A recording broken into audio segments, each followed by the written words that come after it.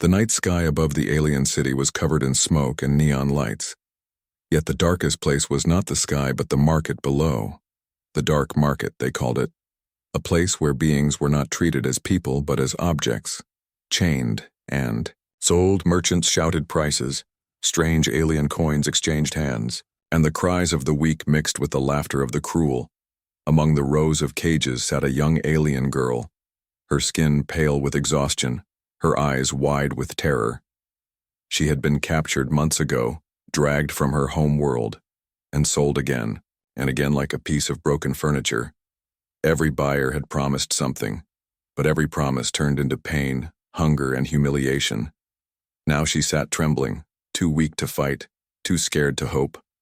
Her wrists marked with deep bruises from the heavy metal cuffs around her. Other slaves were taken one by one. Some screamed, some fought, others just collapsed in silence. She had stopped screaming long ago. She had learned that hope was a dangerous thing. Hope always ended in more pain.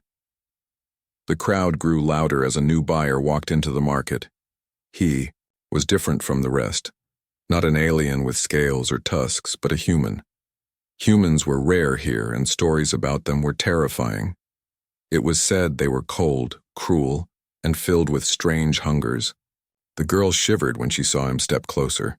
Tall and silent, his face hidden in the shadows of his hood, the merchant greeted him with a greedy smile.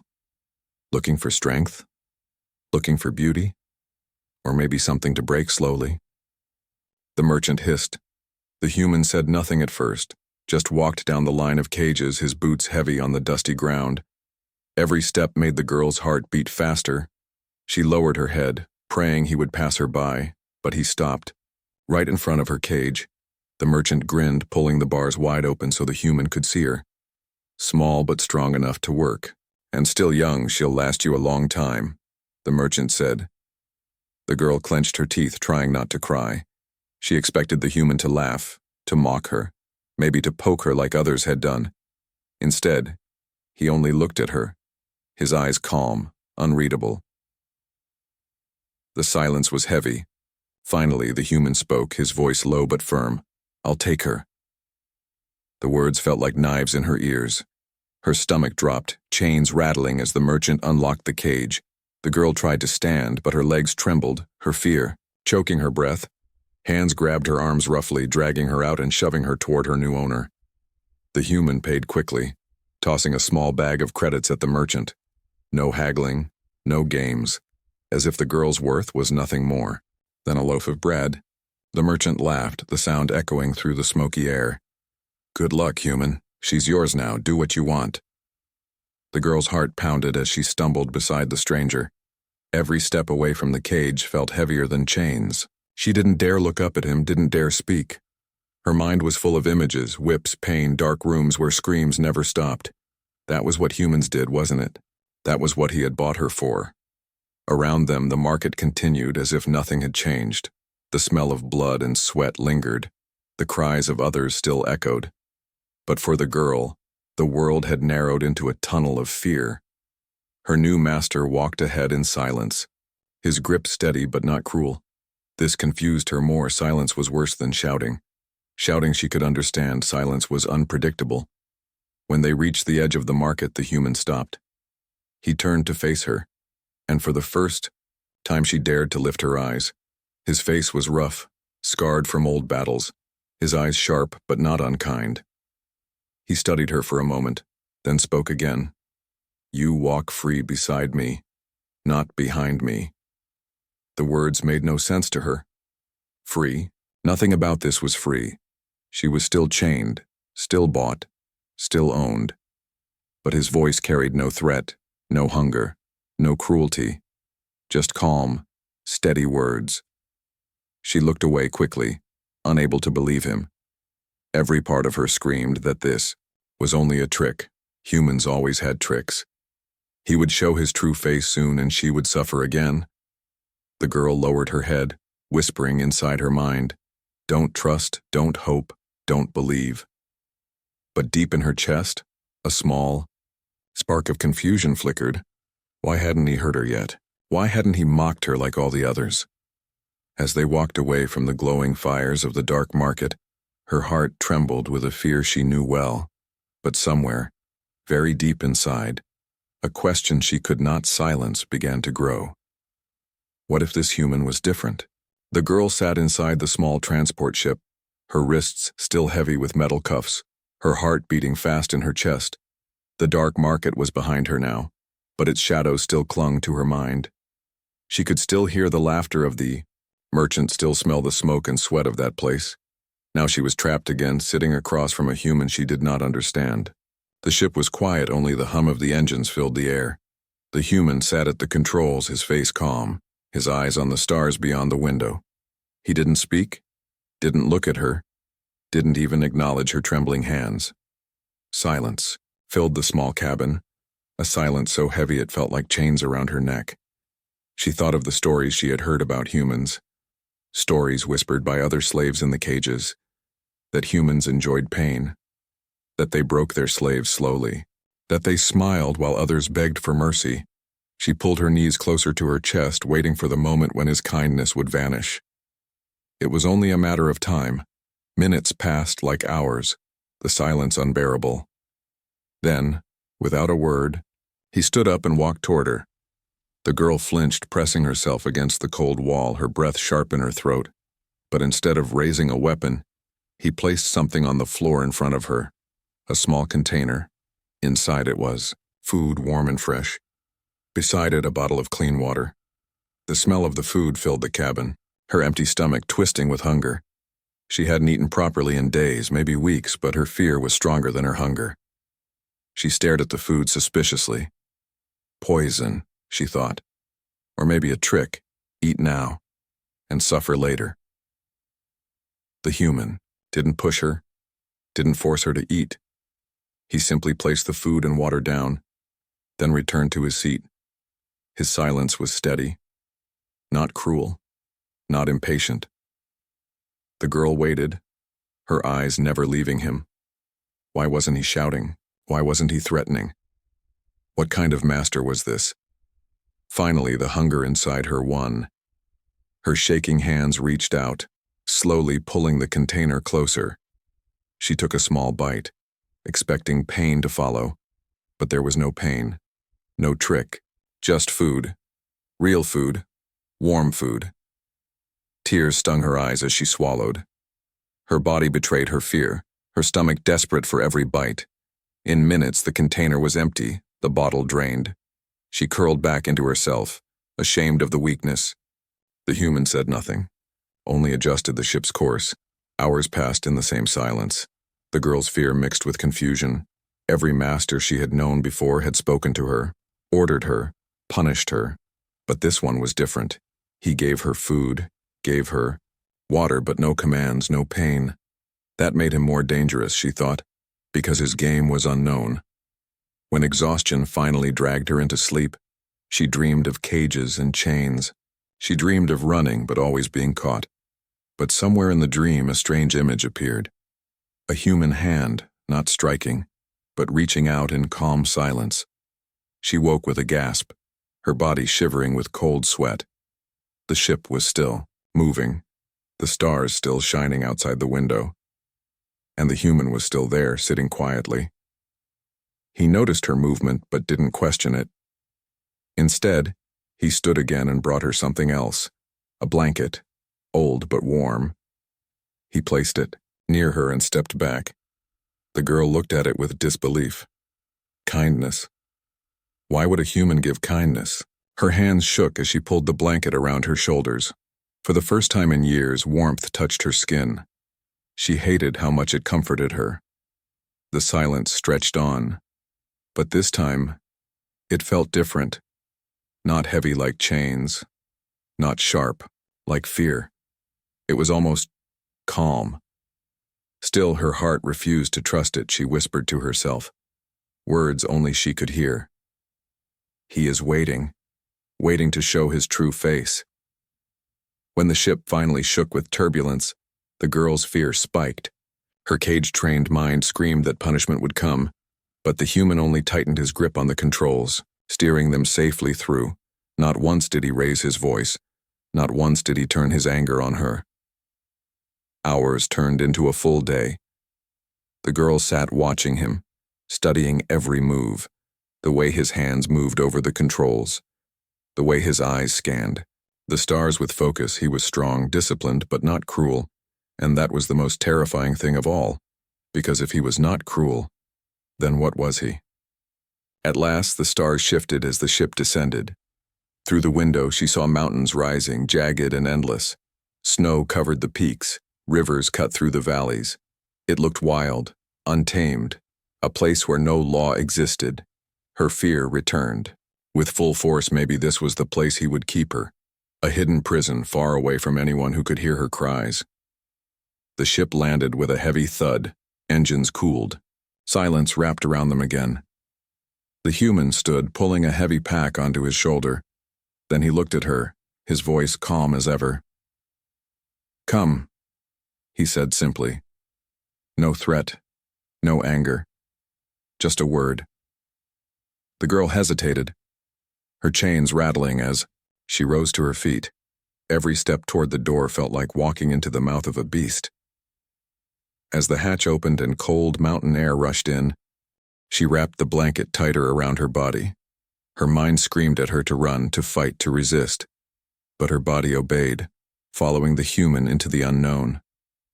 The dark market was gone, but a new fear awaited her. What would this silent journey lead to? The mountain air cut sharp against her skin as she stepped out of the transport ship. Cold wind rushed through the valley, carrying the scent of pine and snow. The girl shivered, clutching the blanket tighter around her thin body, her chains rattling softly. The human walked ahead without looking back, his stride steady as if he knew the land well. They climbed a narrow path, stones crunching under their boots. Every step away from the ship filled her with dread. She thought of running, of throwing herself down the slope, but the thought vanished. Quickly, she was too weak, too hungry, too broken to fight. Besides, where would she go? This world was not hers, and she would be lost before the stars rose. The human stopped at the mouth of a dark opening in the mountain wall, a cave, large and deep, hidden by thick roots and stone. Her heart clenched. This was it, she thought. This would be the place of screams and shadows, the place where he would show his true face. But when he lit a lantern and stepped inside, she froze in shock. The cave was not a dungeon, not a prison of chains. It was a shelter, carved and prepared. There were blankets folded on stone shelves, a fire pit in the center, tools hanging neatly on the wall. The warmth of the place surprised her. It was not cruel. It was lived in. This was his home. He set his heavy pack down and motioned for her to come inside. She hesitated at the entrance, fear chaining her feet. The human spoke only 2 words, calm and steady. "You're safe." The words stabbed her heart with confusion. Safe? She had never been safe, not since the day of her capture. Safe was a word for others, not for her. Still, the cold outside pushed her forward. She stepped into the shelter, her eyes darting around, searching for hidden cages. But there were none. The human moved to the fire pit, striking sparks with practiced hands. Soon flames danced, warming the cold air. The light painted his scarred face, making him look both dangerous and strong. She wrapped the blanket tighter, sitting in the corner far from him, her knees drawn to her chest. For a long time, he didn't speak, only worked. He pulled dried meat and fruit from his pack, set them near the fire. Then he poured water into a small metal cup and placed it in front of her. The girl stared at it, her throat aching with thirst. Still, she waited for the trick, the trap. But none came. He didn't push her, didn't force her to drink. He only left it there, turning back to prepare his own food. Finally, trembling, she reached out and sipped. It was clean water, pure, not poisoned. Her heart twisted with confusion. Why was he doing this? Why treat her this way? She whispered in her mind. He is waiting to break me when I trust him. And yet, with each sip, her body relaxed just a little more. The silence stretched on, broken only by the crackle of fire. She could not bear it anymore. Her voice came out as a whisper, weak and filled with fear. What do you want from me? The human looked up, his eyes steady. Nothing, he said simply. The answer shook her. Nothing. No one ever wanted nothing. Every owner before had wanted her body, her strength, her tears, her obedience. But this man, his words carried no hunger, no cruelty, just calm truth. She turned her face away, angry at herself, angry that a part of her wanted to believe him. She whispered, "You bought me, I am your slave." The human's jaw tightened, his hand resting against the firelight. "No," he said firmly. "I freed you from that place." The words crashed against her mind. Like thunder, freed. It was impossible. She still wore chains, still bore the mark of ownership. Her heart raced, unable to trust, unable to understand. That night, when she tried to sleep on the hard stone floor, he placed another blanket near her. She didn't want to take it, afraid it was another trick. But the cold pressed too hard and she pulled it around herself. Her body warmed, her tears wetting the fabric. She hated the way her heart softened, hated that kindness could hurt more than cruelty. In the silence of the shelter, she thought of her past. The cages, the whips, the endless chains, every hand had struck her, every voice had cursed her. But this man, this human, he had spoken only of safety, given her warmth, food, and water. Her mind screamed not to trust him, but her heart, fragile and broken, whispered something she had not heard in years. Maybe, just maybe, she was not just a slave anymore. The human sat across the fire, his eyes closed, resting. The flames reflected off the scars on his face. He looked dangerous, but his silence carried no cruelty. The girl watched him from the corner. Her body trembled, her fear still alive. But deep, inside, a seed of doubt about her own beliefs began to grow. What if he was different? What if mercy was not a trick, but real? As the fire burned low and the night outside howled with cold winds, the girl lay awake, her thoughts a storm. She was still chained, still afraid. But for the first time in years, she was not crying from pain. She was crying from confusion, from the strange possibility that the human who bought her was not her master, but her protector. The night in the mountains was long and cold. The alien girl lay awake near the dying fire, her body wrapped in the human's blanket. Her heart would not rest. Her mind refused to believe his calm words. "Safe," he had said. "You're safe here." But safety had never been real for her. It was only a dream. The human slept lightly. Across from her, his hand resting near a knife. His face was hard even in sleep, marked with old scars. She watched him, waiting for the moment his mask would fall, waiting for the moment his hand would turn that knife toward her, but morning came and nothing happened. He only rose, stoked the fire, and prepared food. No threats, no chains, no cruelty. This made her more afraid, because it made no sense. Days passed in the mountain shelter. The human spoke little, only simple words when needed. Eat. Rest. Careful. Each word confused her more. She wanted to hate him, wanted to fear him like before. But his actions didn't match the stories she had been told, and that was the most dangerous trick of all. On the fourth day, the test came. It began with a sound, distant at first, then closer. The echo of shouts, rough laughter, and heavy boots on stone. The girl froze, her breath caught in her chest. She knew those sounds too well. Raiders. The same kind of men who had taken her from her world. The same kind who had sold her in chains again and again. Her body trembled. Panic, rising fast, her mind screamed, "He will give me to them, why wouldn't he?" She was only a burden, a slave, worthless. It was the easiest way to be rid of her. She pressed herself against the cave wall, her eyes wide with terror. The firelight flickered as shadows moved outside the entrance. The human stood quickly, pulling, his pack toward him. He grabbed a weapon, an old rifle scarred like its owner. Then he turned to her, his eyes sharp. "Hide," he said firmly, pointing to a narrow crack in the stone wall. The girl shook her head, confused. She thought he would drag her out, throw her to the raiders. Instead, he pushed the blanket into her arms and repeated, "Hide now." She crawled into the narrow gap, her heart racing from the darkness she watched as figures entered the cave. 3 raiders, armored in scraps, their faces twisted with hunger and greed. They laughed when they saw the human standing, alone. "Well, well," one sneered. "A traveler hiding in the mountains." Another's eyes scanned the cave, narrowing. "Where's the girl?" he demanded. The girl's heart sank, her fear choking her. They knew she was here. If the human gave her up, it would all be over.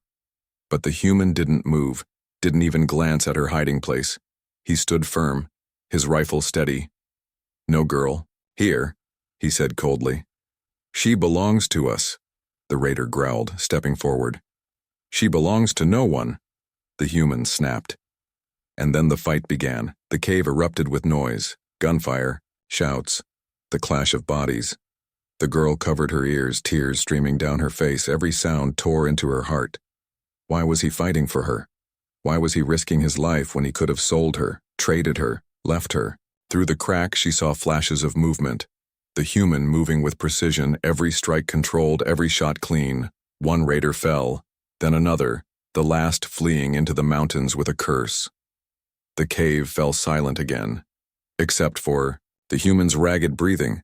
Blood dripped from a wound on his arm, but he didn't cry out. Instead, he lowered his weapon and turned toward her hiding place. The girl flinched when he reached for her, but he only held out his uninjured hand. "It's over," he said, his voice steady. "You're safe." Safe. The word again. This time it didn't sound like a trick. This time it sounded real. Her body shook as she crawled out, staring at him with wide eyes. You didn't give me to them," she whispered, her voice trembling. The human frowned slightly. "Why would I?" Tears rolled down her cheeks because every other person had, because she was nothing, because she had never been worth saving. She couldn't speak the words. She could only stare at him, broken and confused. He sat down by the fire, wrapping a strip of cloth around his bleeding arm. She hesitated, then slowly stepped closer. Her hands shook as she reached out. "Let me," she whispered. He looked at her, surprised, then nodded. For the first time she touched him, not in fear, but to help. Her small hands pressed the cloth tighter around the wound. The human didn't flinch, didn't pull away. He simply let her. When it was done, she sat back, her heart heavy with questions. Why would he protect her? Why would he fight for her? The answer came in his calm voice. No one should live in chains. The words hit her like light breaking into darkness. No one had ever said that to her before. No one had ever believed she deserved freedom, and now for the first time the walls around her heart began to crack. Maybe, just maybe, this human was not like the others. That night, as she lay awake, her fear was still there. But something else had joined it. A small, fragile spark of, as the first test had come and the human had passed. The cave was quiet after the fight with the raiders. Only the crackle of the fire and the soft howl of wind outside filled the silence. The alien girl sat close to the flames, her eyes still wide from what had happened. The human rested across from her, his arm bandaged with the cloth she had tied.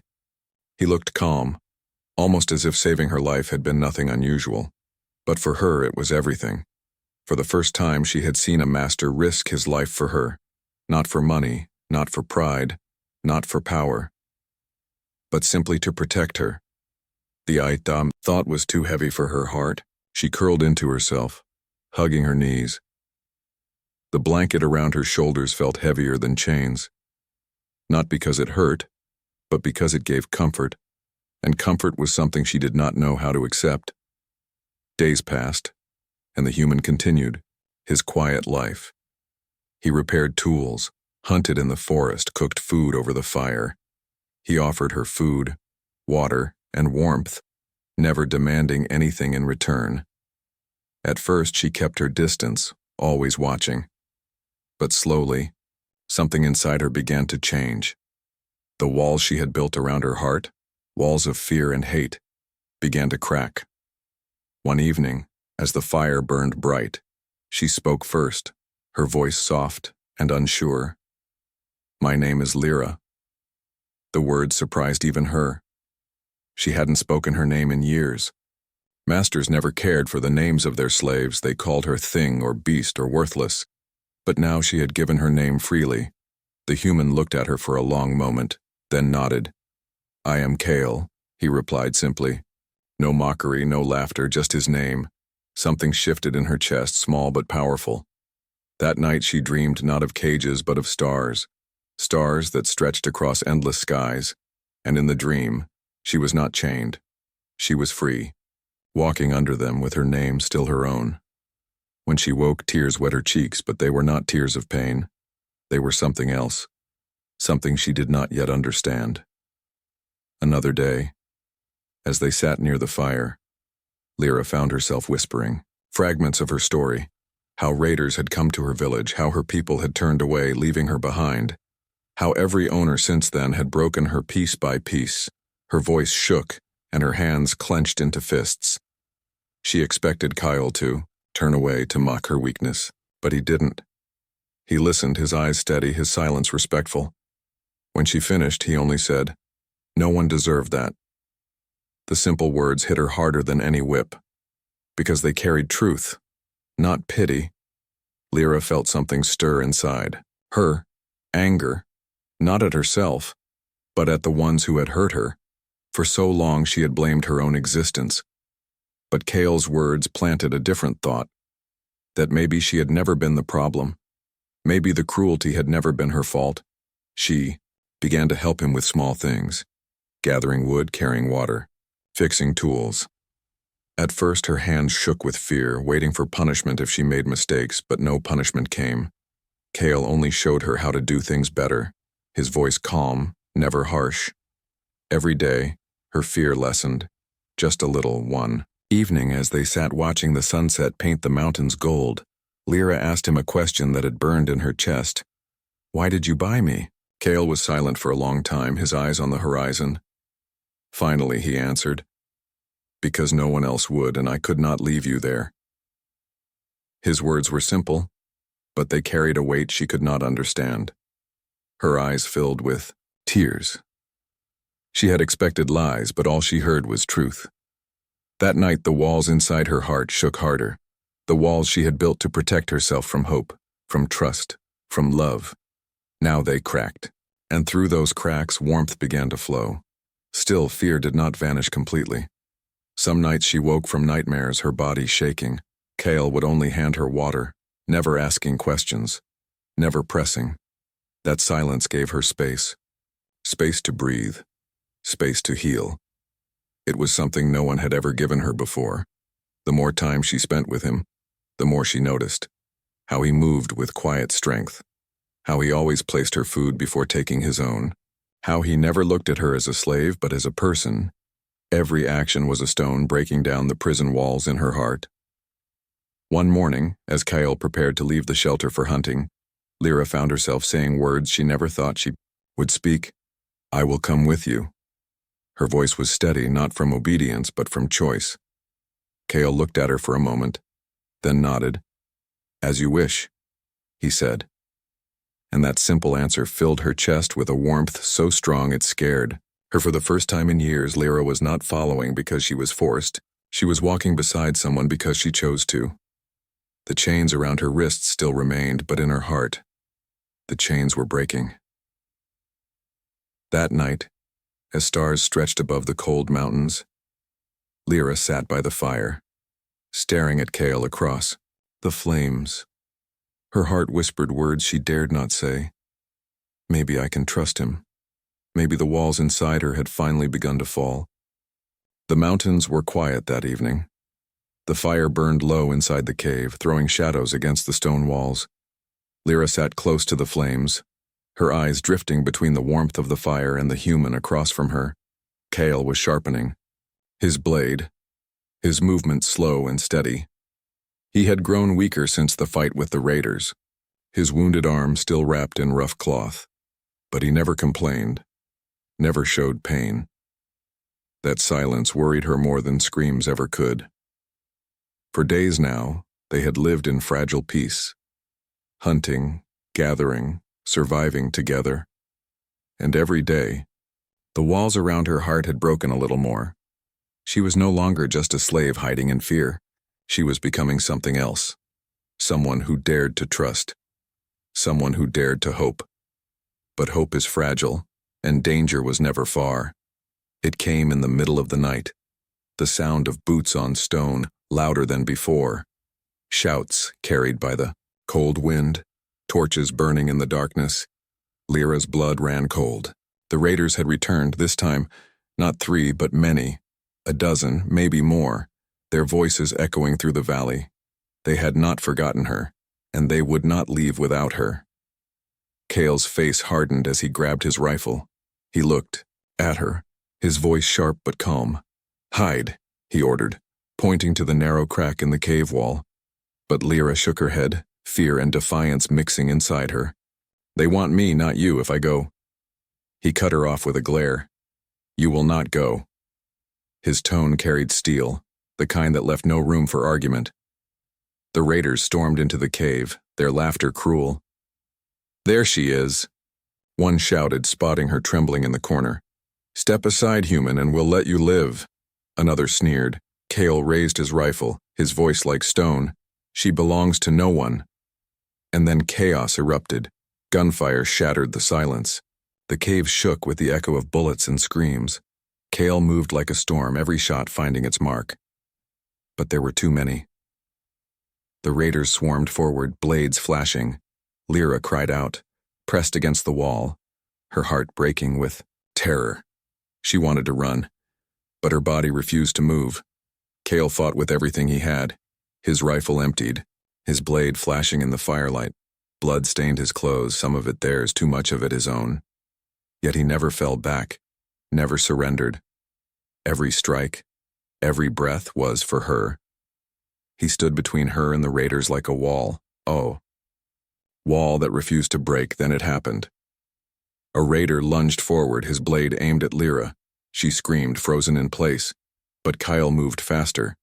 Throwing himself in front of her, the blade cut deep into his side. Blood spilled onto the stone, staining the floor. Cale gritted his teeth but did not fall.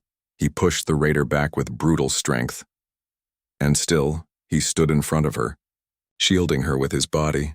Lyra's tears blurred her vision. "No," she whispered, her voice shaking. "Why are you doing this? Why?" Cale's voice was rough, his breath heavy. "Because you deserve to live." The words struck her harder than the sound of battle.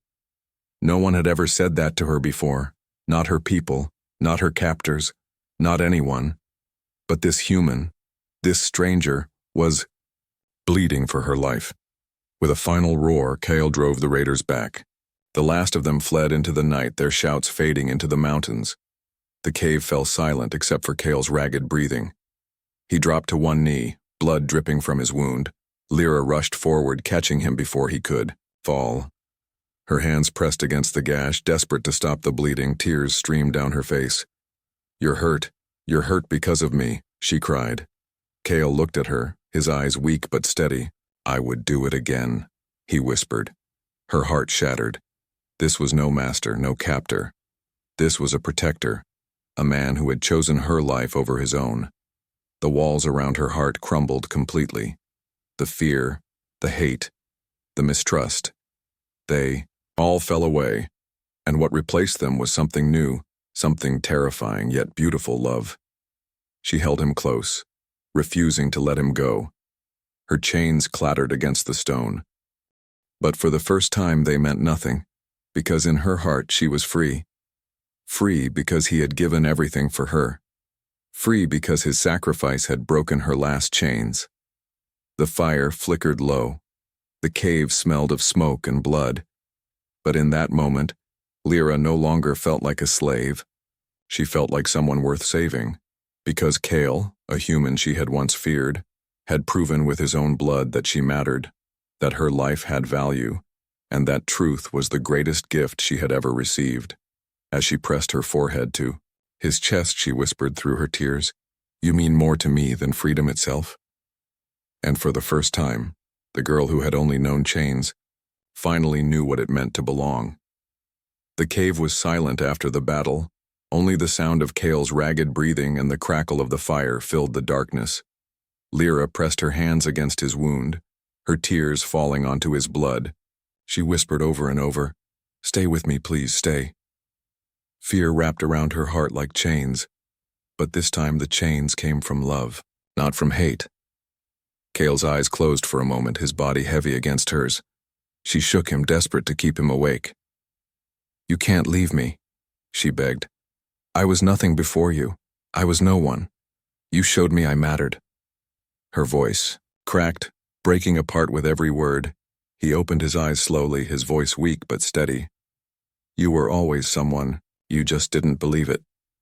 Her tears blurred her vision. All her life she had been told she was worthless, but here was a man, bleeding and broken, who had chosen her life above his own. That truth lit something inside her stronger than any flame. She refused to let him go. The night stretched long. She tore strips from her blanket to bind his wound tighter. She fed the fire, keeping the cave warm. Every time he drifted toward sleep, she shook him awake. "Don't close your eyes, Cale," she whispered. "You are not allowed to leave me." At dawn, the light touched the cave. The mountains glowed gold, and the world outside felt alive again. Cale still breathed, weak but alive. Relief flooded through her body. She had saved him, at least for now. Days turned into weeks. Lyra cared for him with every ounce of strength she had. She gathered herbs, learned to clean and stitch wounds. She cooked food, kept the fire burning, carried water from the frozen streams. Every task she did was heavy, but she never stopped, because now it was her turn to protect him. Her turn to give him life as he had given her. Kyle slowly healed. Though scars remained across his body, each scar was proof of his sacrifice. And to Lyra, each scar was more precious than jewels. They told her story too. The story of the girl who had once been a slave, but was saved by the man who refused to treat her like one. As Cale regained his strength, their lives shifted. No longer master and slave. No longer rescuer and rescued, they became something else, something new. Partners in survival, companions in silence. And slowly, though neither spoke the word, family. One evening, as they sat outside the cave watching the stars, Lyra wrapped the blanket tighter around her shoulders. She glanced at Cale, then whispered, "I thought freedom would mean being alone." Her voice trembled, but not with fear. "But now I see. Freedom means choosing where I belong." Cale looked at her, his eyes calm as always. "And where do you belong?" he asked softly. Her chest tightened, tears warming her eyes. "Here," she said, her voice steady. "With you." The words hung in the cold night air. Kyle said nothing for a long moment. Then he reached out, placing his scarred hand gently over hers. Not as a master, not as an owner, but as someone who saw her as equal, someone who saw her as worthy. That touch spoke louder than words, and Lyra knew she had found her home. In the days that followed, they began to rebuild their lives. Cale taught her how to hunt properly, how to track animals in the snow. She taught him songs from her people, fragments of stories she had hidden. Deep inside, together, they carved a life in the wilderness, not perfect, not easy, but real. Every laugh, every meal, every step beside him felt like a gift she had once believed she would never deserve. Sometimes the memories of her past returned. The cages, the chains, the cruel faces of her captors. But now those memories no longer crushed her, because when fear whispered that she was nothing, she remembered Cale's words. "You were always someone," and she believed them. One morning, as the sun rose over the mountains, Lyra stood outside the cave, the cold air brushing against her skin. Her chains still hung loosely on her wrists. She looked down at them, the last marks of her slavery. Cale stepped up beside her, silent, waiting. With trembling hands, she unlatched the cuffs and let them fall. The metal clattered against the stone, and with that sound, the last wall inside her heart shattered. She was no longer a slave, not in body, not in spirit. She turned to, Kale, tears in her eyes, because of you. I am free, she whispered. He shook his head gently. No, Lyra. Because of you, I am not alone. The words struck deep. She had thought she was the one saved, but in his eyes, she saw truth. He too had been alone, scarred by battles, and haunted by silence, and together they had saved each other. As they walked back into the shelter hand in hand, no chains between them, Lyra felt the weight of her past fall away. For the first time in her life, she wasn't running, wasn't hiding. She was walking into a future of her own choice. A new beginning, built not on fear, but on trust, sacrifice, and love. The girl who had once believed she was nothing, now knew she was everything to someone. And that truth was the freedom she had always dreamed of.